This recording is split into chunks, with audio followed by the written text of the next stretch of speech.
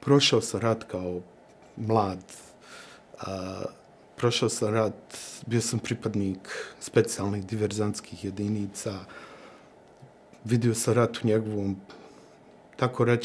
tako ćemo reći, najgore mogućem svjetlu.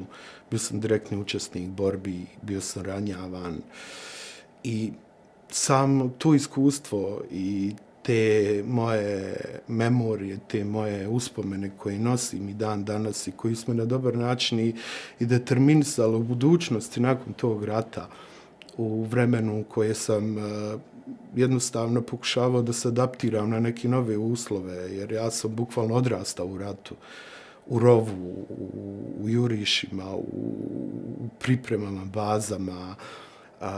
Poslije toga sam trebao da odrastim kao čovjek koji je u miru odjednom se našao.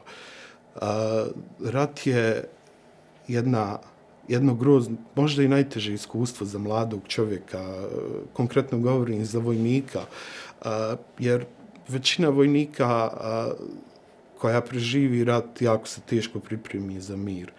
I ta vrsta adrenalinskog ovisnosti koje čovjek od 17, 18, konkretno ja sam imao 17 godina kada je rat počeo i kada sam ušao u taj rat, jednostavno samo to moje odrastanje, samo ta moja nagla metamorfoza iz mladog čovjeka, tinejdžera u odraslog čovjeka je nosila i neke konsekvence koje sam imao kasnije. Te konsekvence su u prvim godinama osjetite tu adrenalinsku ovisnost.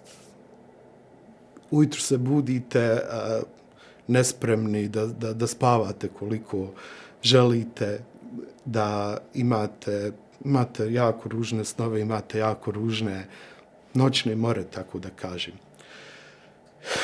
I to moje iskustvo, ta moja životna priča mi je u stvari dala to pravo ili luksuz, nazvat ćemo ga tako, da u vremenu kada su mnogi počeli uzimati tu riječ rat kao instrument vlastitog boljitka u nekim stvarima, kao instrument zadržavanja moći, instrument kojom se najbrže pale mase. To me ponukalo jednostavno da napišem tih 600 riječi koje su bukvalno izašle iz mene. Upravo u vrijeme kada su se mnogi pozivali na rat koji ga nisu okusili, koji ga nisu preživjeli na taj način na koji bi se taj rat, na koji bi rat jednostavno uticao na njih. Suviše su olako shvatili tu riječ.